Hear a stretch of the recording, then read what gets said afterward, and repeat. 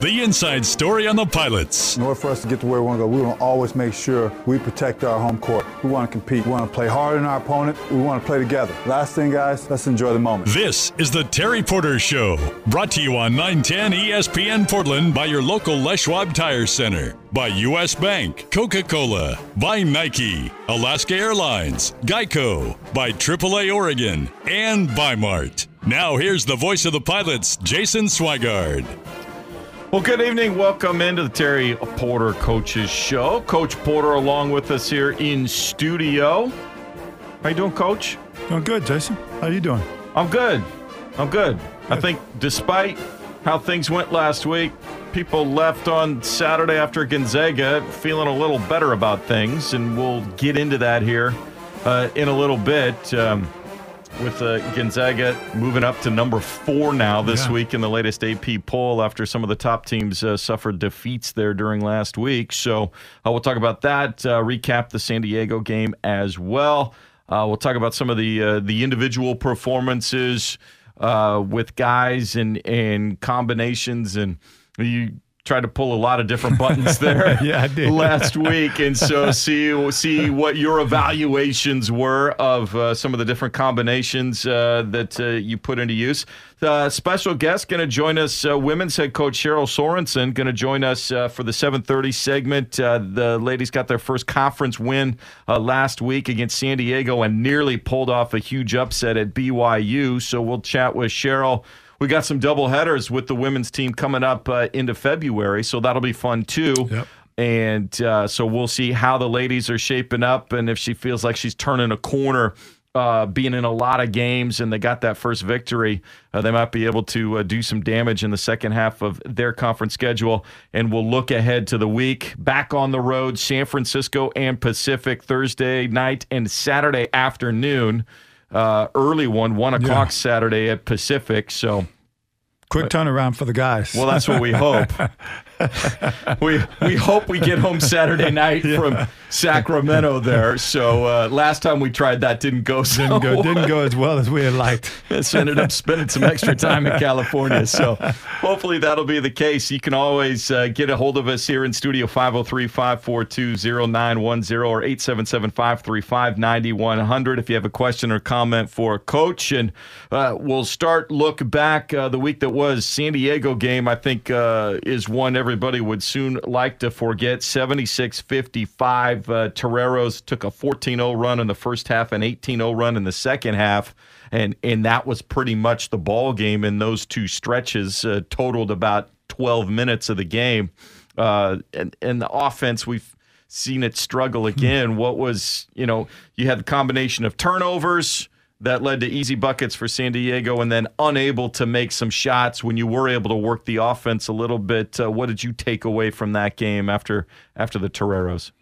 Yeah, I think the important thing we took away, it was probably our worst shooting night of the season. Not that we've been shooting it great, but that game was even below our normal shooting percentage. And again, when they went on that 18-0 run, that really hurt us because we thought we had, as we looked at the tape, we had some pretty good quality possessions, and at the end of those possessions, we got the kind of shots that we would like in any type of possession, and had the right guys shooting them. They didn't go down, and so we're still trying to get guys to get confidence with their shots. I mean, our percentage is our percentage, but I still think we're a better shooting team than our percentage is showing. It's just a matter of us having to get hot. Some guys having to knock down some shots, and then it kind of just everybody else just kind of picks up and feeds off that. And we haven't got there yet, but we're working in practice. We're getting shots up, and guys are making them at a pretty good clip, and we're keeping stats. And so I'm very hopeful that at some game we're going to get hot, and it's going to ignite the team and ignite us and kind of get us going for the rest of the year. Yeah, another similar thing was they had Olin Carter III out, their senior point guard, Alex Floresca, who's their sixth man, so they were both out, so they had to rely on some freshmen. They put Joey Calcaterra in, making his first collegiate start, a redshirt freshman, and as the defense was shifted towards Isaiah Pinheiro and Isaiah Wright, who was coming back from injury. Calcaterra found himself open, comes out, strokes 2 threes there in the opening few minutes, which is seemed to just bite this team all season. We saw it with Lafayette Dorsey off the bench in the first Pacific game. Is there anything you can, we've seen guys who are like, okay, they're not great. The team's not a great three-point shooting team, or they've got to go to bench guys, or they've got young guys that are unproven, and all of a sudden they show up and they're shooting lights out. Yeah, I mean, I think, when we talk about our schemes and we talk about our opponents and we talk about the, risk-reward, we try to take away the guys we feel that really can impact the game. And it seems like every time we've done that, then they've had somebody next man up who stepped up and made shots. You talk about University of Pacific, we took away some of their key guys, and Dorsey comes off and hits 3 or 4 threes and gets him going. And that kind of hurt us. And then you go, like you said, to San Diego, Pinheiro and Wright, who was coming off, and even Williams, who are 3 guys that's really done a bulk of their scoring this year. We've done a really good job with those 3 guys. And then Joey, freshman, steps up and makes a couple shots. And then they get, again, somebody else off the bench come up. And that big 7-foot Australian comes off and drills one, and then Sullivan, the true freshman, hits one. So they had multiple guys chip in and make timely shots. And, again, I think if in both of those games, if we would have shot the ball a little bit better, there's really no guarantee, but we just needed to shoot the ball better in both of those games and do a little bit of a better job on those guys, and we would have had hopefully probably a different finish. But we didn't shoot it better, and those guys made the shots when they had to. So you got to always give them credit when they make the shots, and you try to see if somebody else is going to beat you, and that other person steps up and make plays and make shots for your opponent. So then turn the page real quick. Number 5, Gonzaga coming to town on an 8-game winning streak, 25-game road conference winning streak, lottery picks in the lineup, all of that. And there was I know there was concern outside of the locker room as to what might happen and where this team's psyche was at, losing some of these games with these big runs. And I thought guys came out and initially they were up for the fight. What does facing an opponent like that is an 800-pound gorilla do for a team that is struggling to help have a clarity of focus or just the fear of really being embarrassed? Yeah, and I think, that week we talked really more about how we're going to get back to just first competing as hard as we are capable of competing and doing everything we can from that standpoint and taking every possession. And I thought, first and foremost, we just came out and did that. And I think that if we would have had that type of energy and effort the previous 2 games, who knows what would happen. But I thought the Gonzaga game, it's a national ranked team. You're in a sellout crowd, and you're in regional TV. So the embarrassment equation comes into the factor too. And guys don't want to get embarrassed. They want to come out and make sure that they're competing at a high level.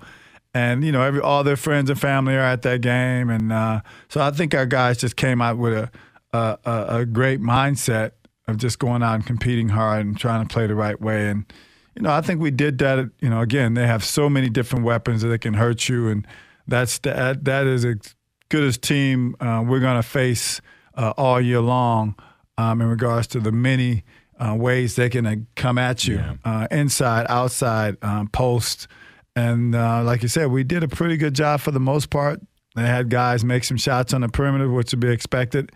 But more than anything, I just liked our guys' fight. I just liked our fight. And like I told them after the game, if we bring that mindset and that plan and that strategy and ability to compete, the rest of the way we're going to win our share of games. And I said, and I hope that's going to come more sooner than later because I want to win a game sometime soon here. Schedule's running out here. Exactly. Not too much more of it not left. Much left. So, we had a good practice today. We worked on some things that we think is going to be important in our next 2 opponent and trying to prepare for them. And, we have another day, a couple more days to prep before we get on the road and see where we're at. Well, and I thought the offense, even going up against a Gonzaga team, and maybe it was just a level of concentration that you have to have when you play that team. There was an aggressiveness to it, but also an understanding of where they were vulnerable. Combination of some guys going outside. Marcus Shaver Jr. continues his great offensive play of late. But we saw JoJo Walker get in the lane. We saw Franklin Porter get in the lane. And if they were willing to, accept the contact, there weren't a lot of whistles there early on. But guys were willing to make the sacrifice and able to get in and get some hoops in the paint. Thought we did a really good job of trying to attack them off the bounce. I thought our spacing was great. That was something we talked about, going in that game, and something we've talked about just when we have that small group on the floor. We got to have good spacing, and we got to utilize shot fakes and attack people and then play under control. I think we've gotten better at that as the season has gone on. We've gotten less and less. Two areas of offensive foul calls and then turnovers, leaving our feet and trying to make plays in the air. And I thought that we did a better job in those two areas where we were actually able to get angles and get to the rim or get angles and come to a solid jump stop and drop the ball off to our bigs, who I thought played really good for us. And the guys on the perimeter. I mean, we shot a little bit better, but we just overall offensively, I thought we played with better pace and better awareness of where we were on the floor and making plays. And the thing started, the one spot that clearly was the difference in the game was offensive rebounding for them. Yeah. They had 15, turned into 23 second chance points. Some of that, you just look at how many big athletic guys that they have, and there's not enough, there's a mismatch just size-wise there. But it seemed like there was that stretch in the second half where they really kind of delivered the knockout blow. I think they had Tilly, Clark, and Hachimura all in there for a stretch. And against a zone, it becomes very difficult to match up man for man. Plus those three, I think they move. And what Mark Few does against a zone, moving his bigs constantly, so you can't just know where they are, where some teams against a zone, they'll just stand there and wait for the ball to come to them. It was a difficult recipe there to try and hold them off the glass. Well, they did a really good job of, circling those guys in the back of the zone and sometimes coming up and getting to that middle and then kicking it out to the shooters. And then obviously when the shot went up, being in the zone, you don't have the man-to-man matchup where you can lock in. So sometimes if you don't have a guy in your area, he may come and be, an overload on the other side. And we just didn't have at times. Sometimes we didn't have enough guys in one area, but other times a little bit longer carry off the shots and their length just really showed up in some of those situations where we may have been inside position. The ball just carried a little bit too far outreaching our arms. And so I don't think our guys had plenty of fight. But that when sometimes size did matter for them, and we just couldn't come up with the type of balls we needed consistently when they did miss those perimeter shots. The good thing is you won't have to face Gonzaga unless we see him in the West Coast Conference tournament. And if we do see him in the West Coast Conference tournament, that's a good thing. You got some wins going. That's right. So that's a good thing. I mean, we'll be on the road for real. So we'll come back, talk about some of the individual performances through the week, some trends, and kind of your evaluation of where things are at here as we get set to head out on the road this week. San Francisco and Pacific, the destinations Thursday and Saturday. Women's head coach Cheryl Sorensen going to join us at 7:30 as well. Just getting started here. It's the Terry Porter Coaches Show on 910 ESPN Portland. Portland will set up the offense now. JoJo between the circles with 17 on the shot clock.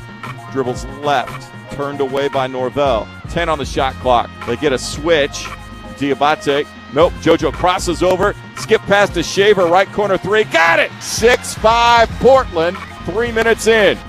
The inside story on Portland Pilots basketball. This is the Terry Porter Show on 910 ESPN Portland. Here again is Jason Swigard. Welcome back in, 7:16. Chatting here with head coach Terry Porter. Pilots, some encouraging signs coming out of the Gonzaga game that he hopes will carry over as they get set to head out on the road this week. Games Thursday night at San Francisco, Saturday afternoon at Pacific, before they're home again for Pepperdine on the 31st. And we were chatting here when we got time for your phone calls, 503-542-0910 or 877-535-9100 if you have a question or comment for Coach. But talking about some of the individual performances, and we really have to start with Marcus Shaver Jr. In West Coast Conference games, he's 7th in scoring at over 17 a game. He's shooting 52% from three-point range, and he's been taking them, 51.2% overall.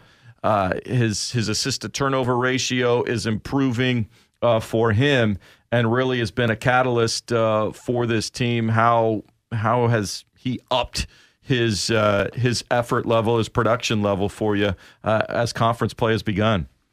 Well, I mean, again, I think he's found his groove. I mean, not to say he was shooting at a poor clip, but he was not shooting at such a strong a clip throughout the non-conference schedule. And everybody's kind of picking their spots. But, he had a couple games early on where he was in good rhythm. Then he kind of lost it. But since conference play has started, he's really done a good job of finding the open spots, knowing when to be aggressive, and has done a good job of knocking down shots. I wouldn't say that the shots that he missed early on are they're the same type of shots he's been getting.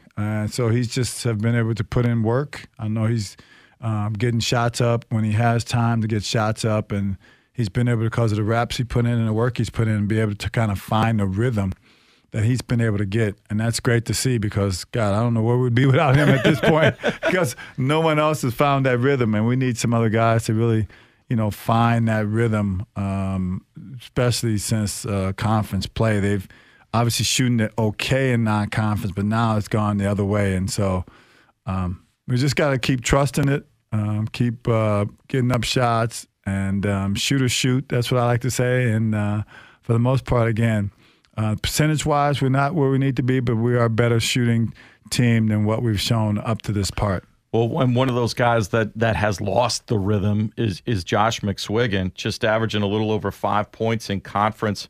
He's only taken 6 shots a game so far in the 5 conference games. Is it schematic in what other teams are doing and focusing on him, or is it more kind of a mental frustration thing, something he's got to kind of work through and bust out of on his own at this point? Because obviously he was counted on to be a big part of the offensive production for you, scoring-wise, coming into the season. Yeah, I think, non-conference, it's hard to scheme as much. You get in conference play, your opponents have seen your body of work from the previous year and have a sense on what your strengths and your tendencies are. But Josh, I mean, again, we've had good looks. We have good looks. He's had opportunities to get at the rim.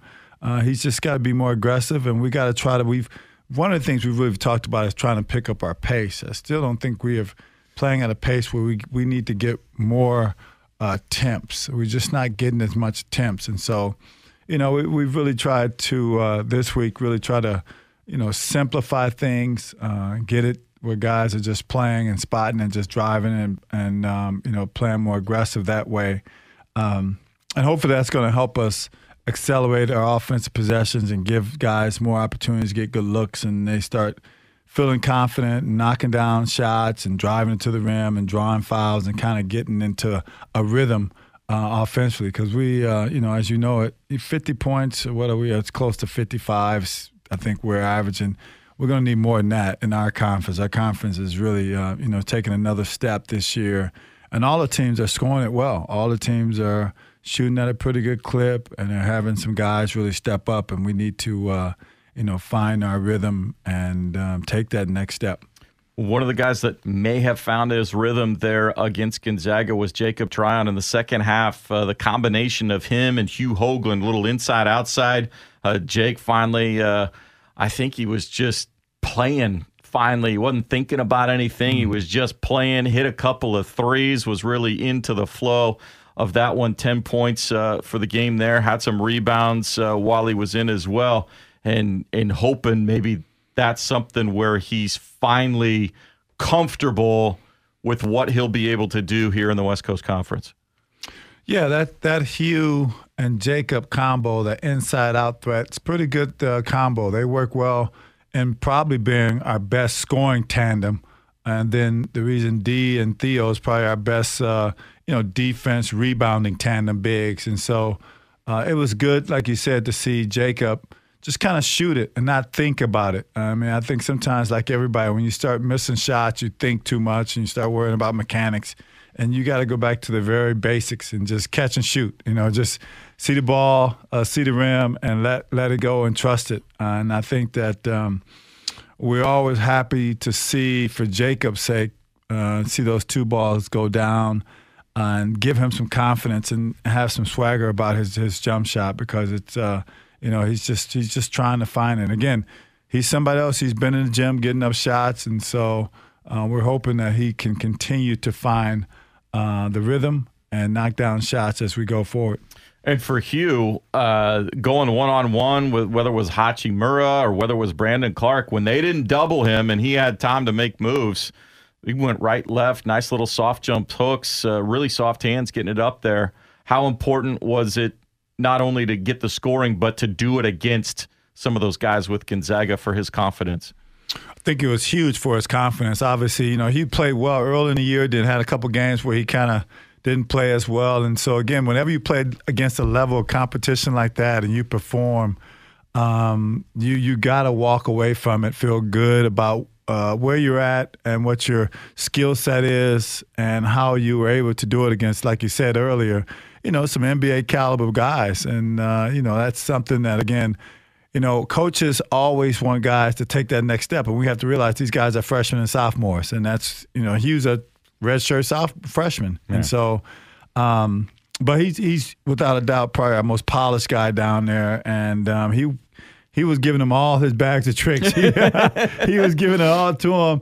And, he was giving them, the in and out, up and unders, and he was able to convert on a lot of shots. So that was, again, that's great to see. It's great to see him gain that type of confidence. And then it's just a matter of continuing to put in the work and know that, he's going to get better and better. And they're all making strides. They're all from early of the season to now, they're all made really good strides on the footwork and scoring in the post and having better patience and reading double teams and getting a sense of when they got double team, how to look weak side. Hugh had a couple of times when they did double him, he was able to turn and try to skip it weak side and open up where we had numbers. So we're really pleased with their progress. And so it's just a matter of us continuing to get the ball to them and let them play. In the course of games, it's all you mentioned, Hugh, Jacob, offensively, maybe the best pairing, and then D, he's maybe the most active on the glass when he's in. Theo, the best shot blocker and rim protector of the group. How do you go about mixing and matching and deciding, okay, this is the pair I need in for any given stretch of a game?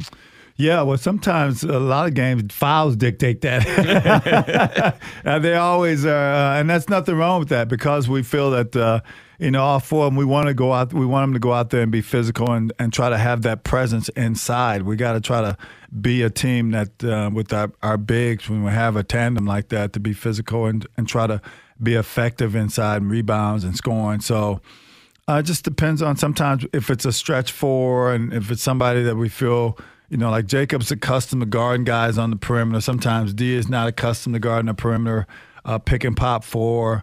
And, Theo, although tall, is not of weight or a thick body. And sometimes we need Hugh, thick body, or somebody to go lean on somebody and bring that presence as well. So for the most part, I like to have, D and Theo kind of play together. And then if offense and that second group with Jacob and Hugh is good, because that second group, then we have, maybe more perimeter guys on the floor, and Hugh can really operate then. He's got a lot of room to operate down there.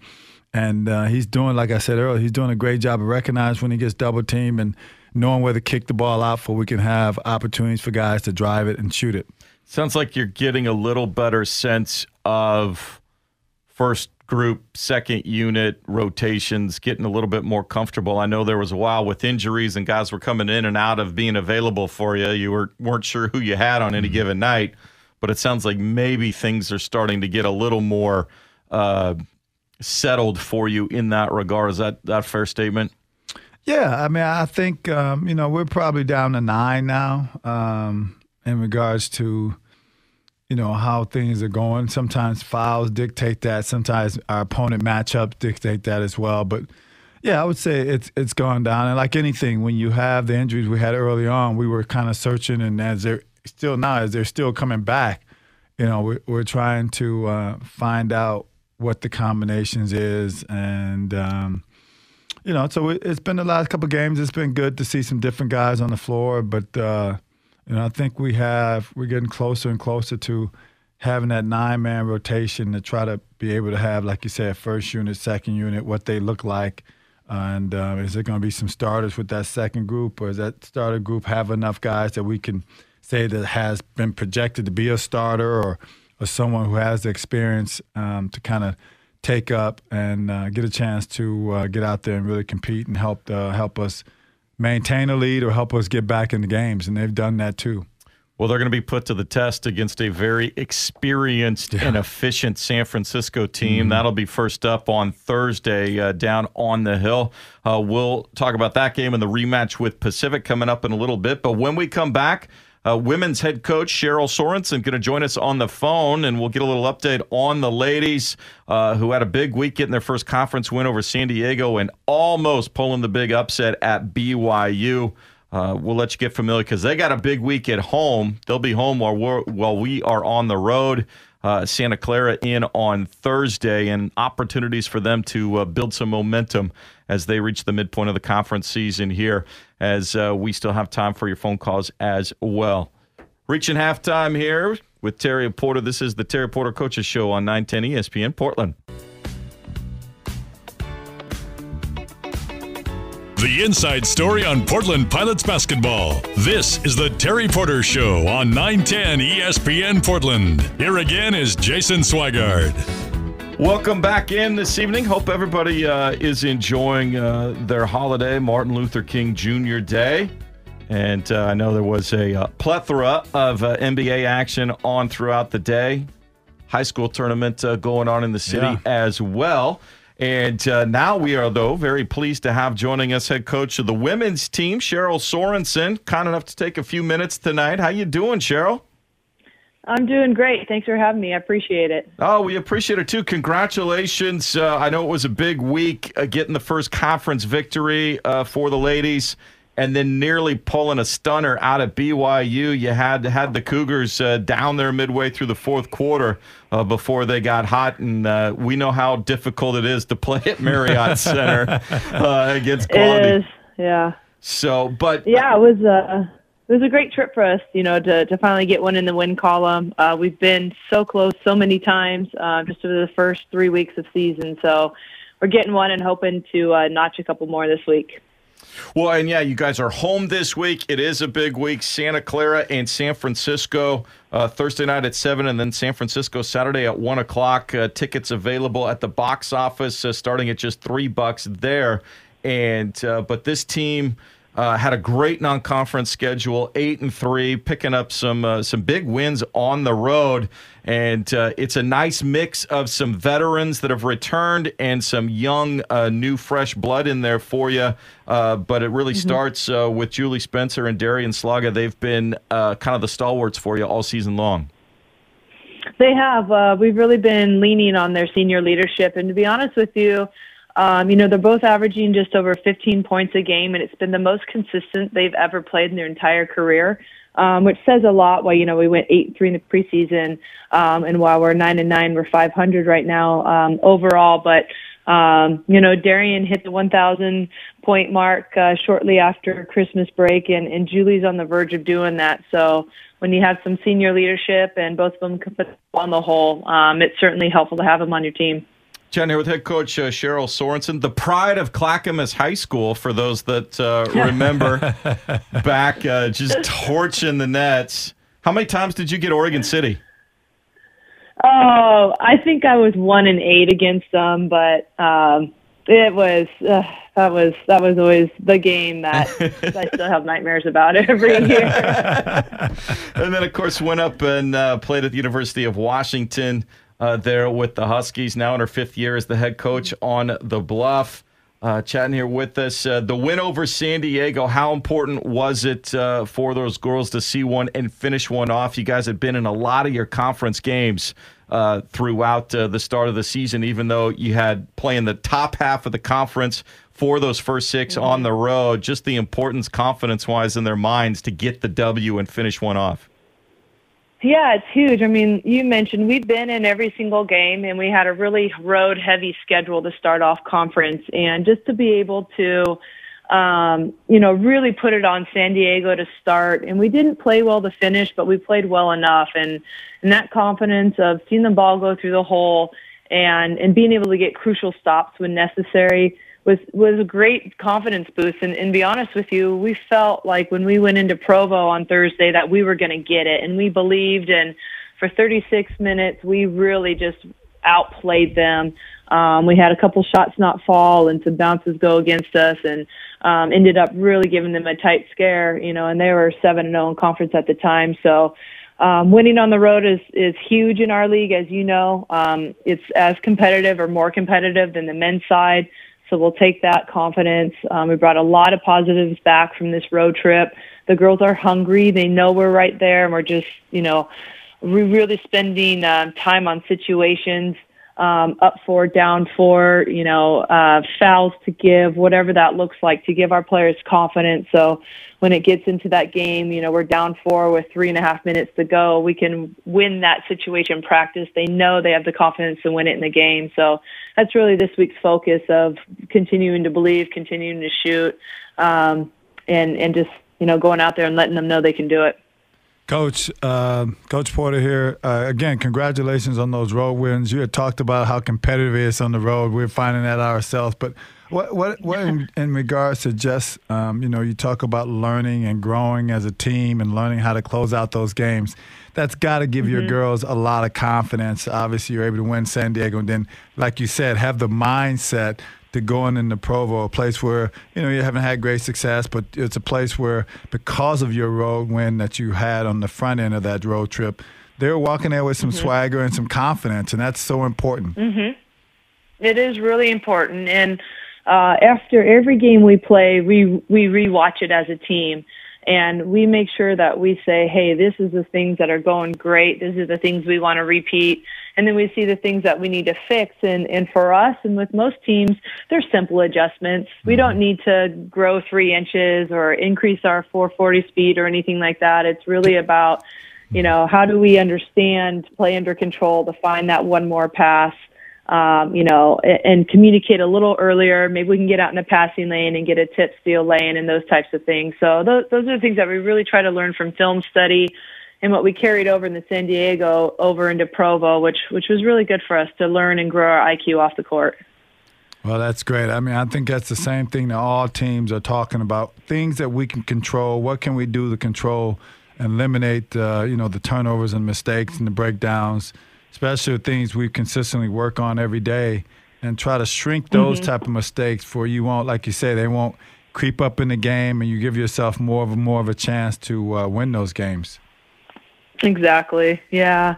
And today we spent, like I was mentioning earlier, a good amount of time on situations. And to be honest with you, we pulled them straight from our live action games. Against LMU, we were down 66-62 with 5 minutes to go, and we couldn't gain the lead and take the win. And so we put, that score up on the clock today, and we played it out, and we were unsuccessful at overcoming and winning the game in practice today. So we did a consequence because we want them to know everything is competitive and losing is not acceptable. And we, reset the scoreboard to that same 66-62 score, and they went out and they overcame and they won it the second time. So it's understanding the confidence, it's understanding the mistakes in that first scrimmage of turnovers and offensive rebounds, and we tightened those up and we won that second set. So moving forward, we hope that they can recall, that success when we get into those games and have the confidence to close out games, or understand, there's 5 minutes and you're down 4, you have plenty of time to come back and get stops and score.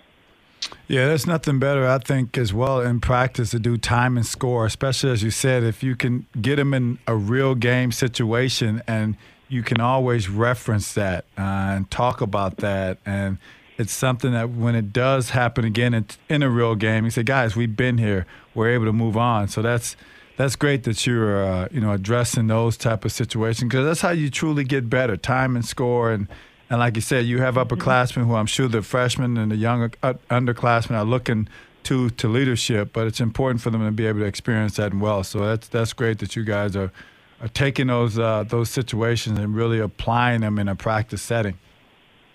It's been really helpful, and again, it's a learning situation, and we also try to simulate if we have timeouts or fouls to give. And as well as I do, how are they executing? Who are the players you want on that court when you're drawing up a play and that can go execute that on the floor? So those are also things that you're evaluating as you're coming down the stretch. And how can you make competitive practice a learning environment? And as we get longer into the season, you can't go 2.5, 2 hours. They've got to be a little bit shorter practices for the legs, and just trying to challenge them intellectually. Chatting here with head coach Cheryl Sorensen of the women's team, along with Terry Porter. The women will be home this week, so opportunity to get out there and encourage them. Really exciting team. They like to get up and down, firing threes. Thursday night, 7 p.m. against San Francisco. Saturday at 1 p.m. Santa Clara Thursday night at 7. San Francisco Saturday at 1. Tickets start at just $3. And then on Saturday, you guys are having a post-game mother-daughter clinic there with your coaching staff. Walk-ups are welcome. So that sounds like a lot of fun. Encouraging all the girls, 8th grade and under, come out with your moms, and you guys will go through a clinic there right after the game. Yeah, Jason, that's been so much fun. We've been doing it for a number of years now, and the numbers have grown. We had a father-daughter clinic after the game in December and had a great turnout. And our players love interacting.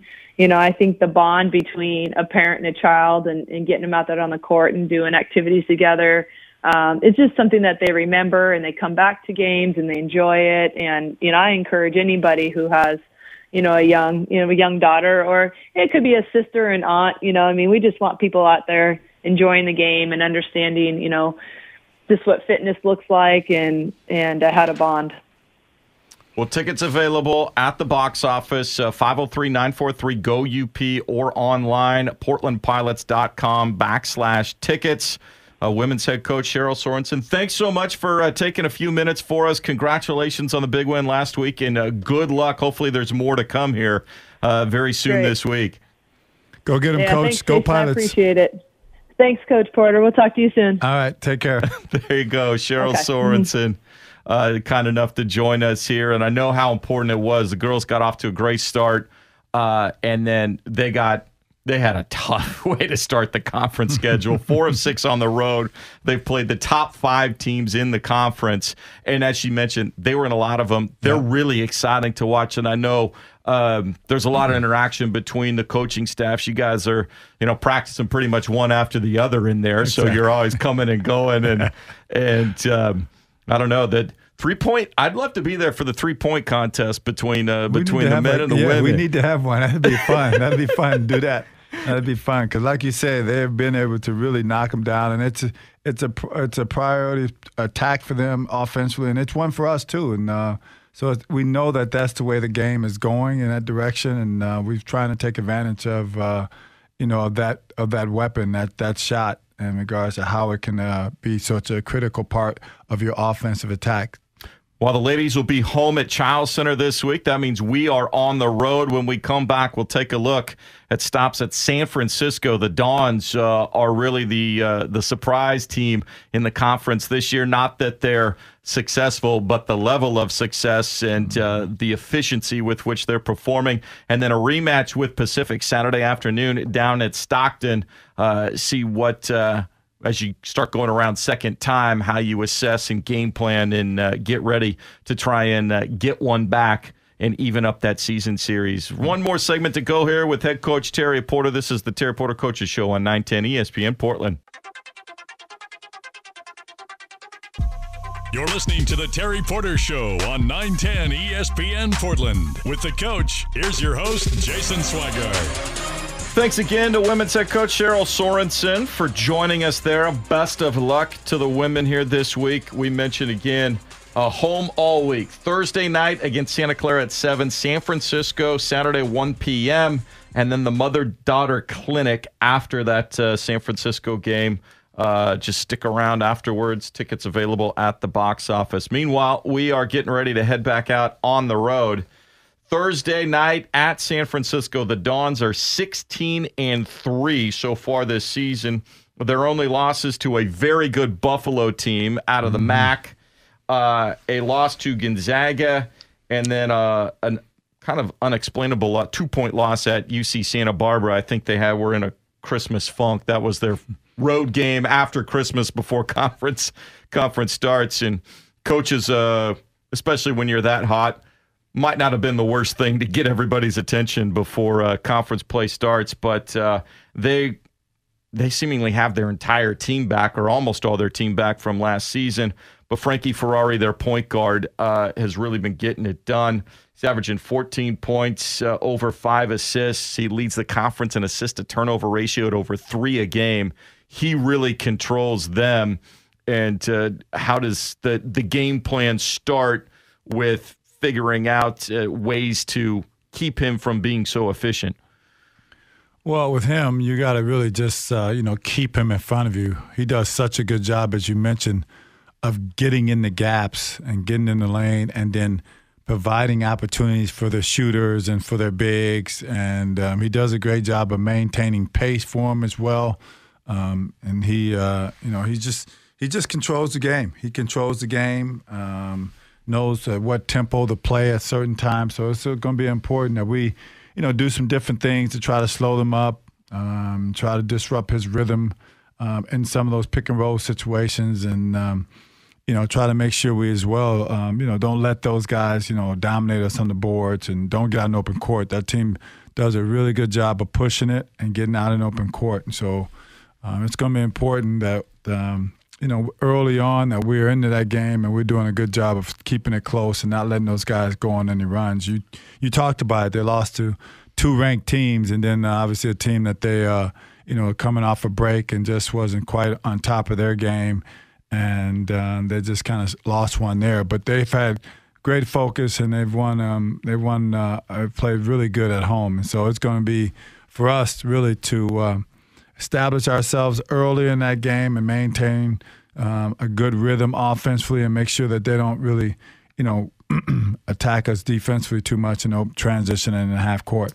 Yeah, they've got, for the most part, so Frankie definitely the point guard and the straw that stirs the drink. Then they got a lot of interchangeable parts with Jordan Rattino, and Jamari Bouye will come off the bench, Charles Minlin, Nate Renfro, Matt McCarthy, the only guy, and Jimbo Lowell, who didn't play much as a freshman last year. He's gotten a lot better in the offseason. When they throw it to him down there, he can actually do something with it now at 7 feet, 250 plus. Yeah, his game is really, from freshman to now, is really taking that next stride. And like you said, he's become a lot more efficient down there. And, there's not a lot of big bodies in our conference. And when you run across, obviously, LMU Markinson's a big, tall, lanky body, and then he has the body that just within our conference, just it's a lot. It's a lot to cover, and you got to be ready for it. You got to try to meet him early. Can't let him get deep post-up positions because of his size. Really puts you at a disadvantage. And they're not afraid to – they can go at almost any pace, and that's what makes them a little difficult. I mean, BYU wants to go 90 miles an hour, those guards, all the time.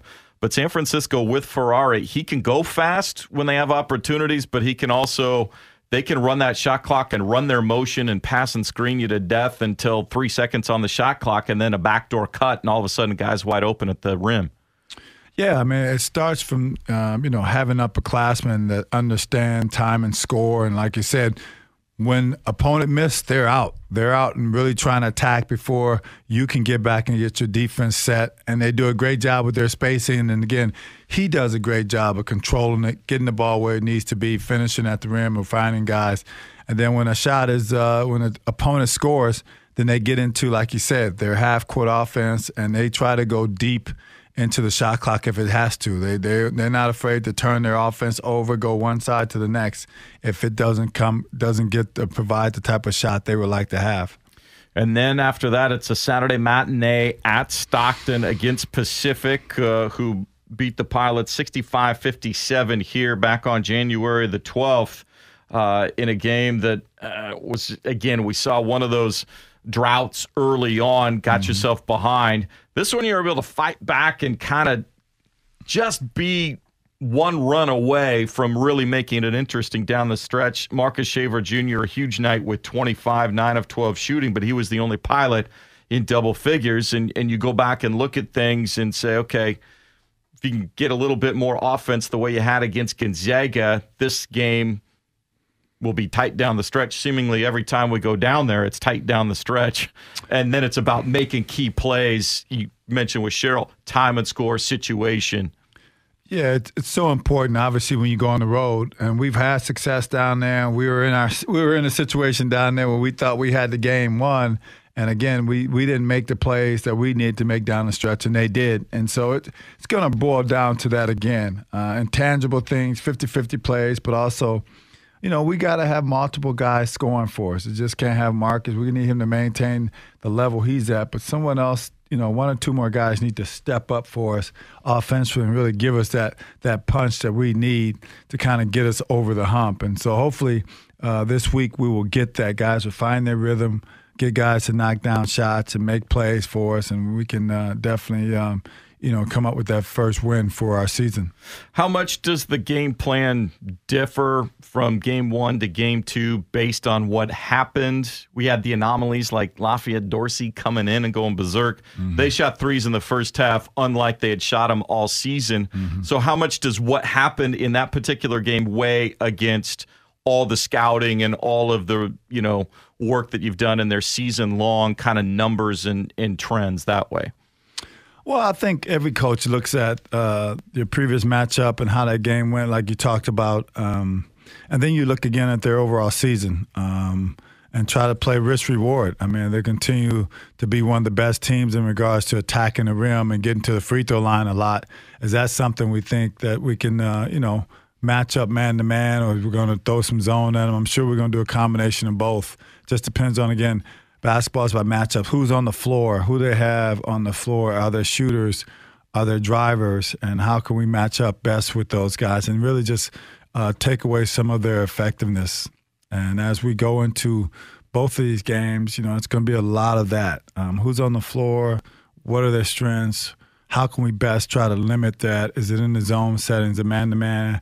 What can we do in either one of those defenses to throw some different wrinkles at them to kind of, again, still get them off rhythm and not allow those guys to play with freedom and confidence? Looking back at the other game, who do you think will have really an opportunity to be that second scorer with Marcus for you? Maybe there were some opportunities there in that first game, didn't quite take advantage of, but really look at and focus on them in film study and demonstrate to them, we think you can have a big game tonight. Well, again, it starts with our starting group. I think D is one that can have a good effect inside, and then on the outside, I think they've done a good job with Josh. So we look at JoJo and say, JoJo, how can we get you some easier opportunity for you can really get your game going? And when that happens, when Marcus and JoJo is rolling good, and then Josh is gonna be able to get some open looks and some open opportunities. Well, it'll be a fun road trip. And hoping we come back with a victory there in the W column. It's Thursday night, 6:30 pregame, 7 o'clock tip at San Francisco. And then Saturday, it's an early one, 12:30 pregame, 1 o'clock tip against the Pacific Tigers. Thanks again to Cheryl Sorensen for joining us there. Good luck to the ladies this week at the Child Center. Thanks, as always, to our producer, Preston Highfield. Coach, Get some sleep. All right, I will. Keep working that film, and we'll see you at the airport on film. Wednesday. Thanks again for joining us here in studio tonight. That'll do it for us. We'll talk to you Thursday afternoon. Have a good night. This has been the Terry Porter Show with the head basketball coach of the Portland Pilots. Tonight's show was brought to you by your local Les Schwab Tire Center, by U.S. Bank, Coca-Cola, by Nike, Alaska Airlines, Geico, by AAA Oregon, and by Mart. Join us for University of Portland basketball all season long on 910 ESPN Portland.